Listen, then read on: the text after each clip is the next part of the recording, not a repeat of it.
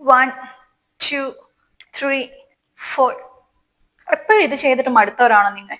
എപ്പോഴും സൈഡ് ഒബ്ലിക്കിന് വേണ്ടിയിട്ട് ഇത് തന്നെ ചെയ്തിട്ട് മടുത്തതാണോ? എങ്കിൽ നമുക്ക് ഇന്ന് വെറൈറ്റി ആയിട്ട് 2-3 എക്സസൈസ് ചെയ്യാം. ഓക്കെ, ഒരു ഡംബിൾസ് എടുത്തിട്ട് നമുക്ക് ഇതുപോലെ കിടന്നിട്ട് കൊടുക്കാം. 1 2 3 4 5 6 7 8 9 10.